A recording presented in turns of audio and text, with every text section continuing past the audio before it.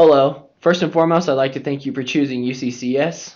Here at UCCS, we pride ourselves on how well we take care of our military-connected students. This module is going to go through the ins and outs of the Chapter 33 Post 9/11 GI Bill. And without further ado, here we go. The first thing I'd like to bring up is that Chapter 33 only pays for in-state tuition rates. I say that one more time. Chapter 33 only pays for in-state tuition rates. And these rates are not just given to the student. Most of the time the student has to apply for them, and the way you do that is through Admissions and Records. This is Admissions and Records website.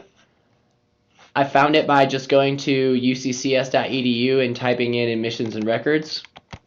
There's a bunch of information right here on residency petitions/questions, and you can find out a lot about in-state tuition rates and what you need to do through these links.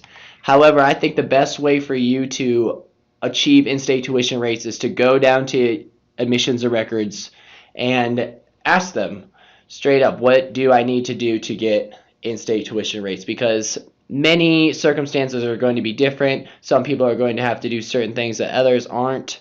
It's very individualized, so it's probably best just to go and ask yourself. The second thing I'd like to talk about is the College Opportunity Fund. The College Opportunity Fund is something pretty special here to Colorado. And essentially what it is it's the state's portion of your tuition. The state will pay $75 per credit hour, as you can see right here, for your tuition, which for a full-time student at 12 credit hours equals $900. The thing about this is that the VA knows about the College Opportunity Fund, and they will not pay for the state's portion of your tuition. So if you don't authorize the College Opportunity Fund, you will have a $900 bill on your account. So the way you apply for the College Opportunity Fund and accept it is you apply through this website right here. I just went to Google and typed in College Opportunity Fund. It's this link. Click on Apply Now. You'll make a username and password and just go through the steps to apply. After you do it on this website, you need to go into your student portal. This is my student portal right here. And click on Student Financials, Authorize Review College Opportunity Fund.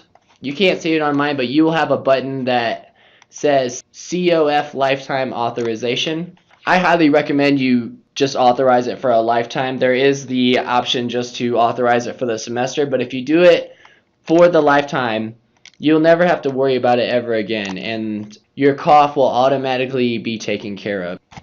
The last thing I would like to talk about is the book stipend and the housing stipend. The housing stipend is paid out by the day, and that's per day that you are in class. So here's just a quick example. This summer, the BAH rate for UCCS was around $1,500.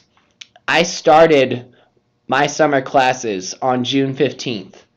On July 1st, I only got $750. I'll say that one more time. On July 1st, I only got $750.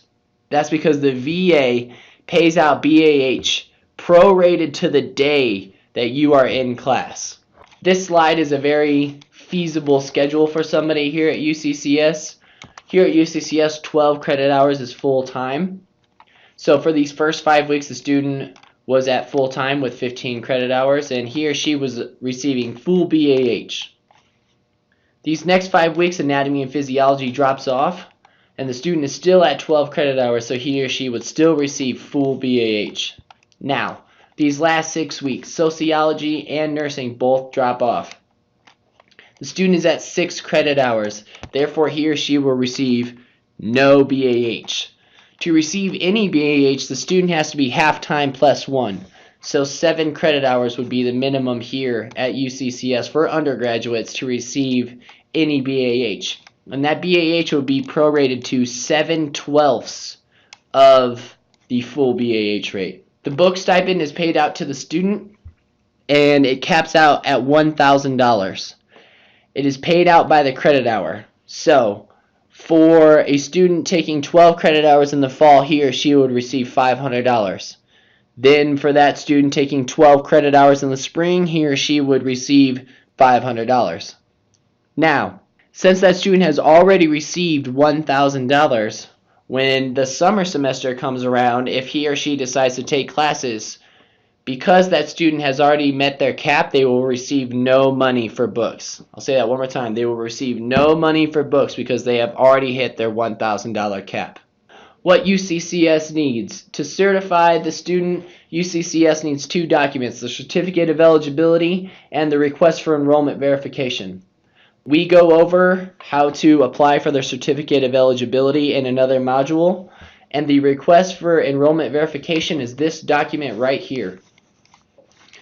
You can find this document on our website, uccs.edu/military, or you can swing by our office here at UCCS and fill one out and turn it in.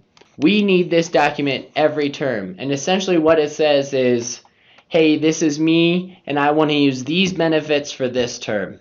That concludes this module on Chapter 33, and once again, thank you for choosing UCCS.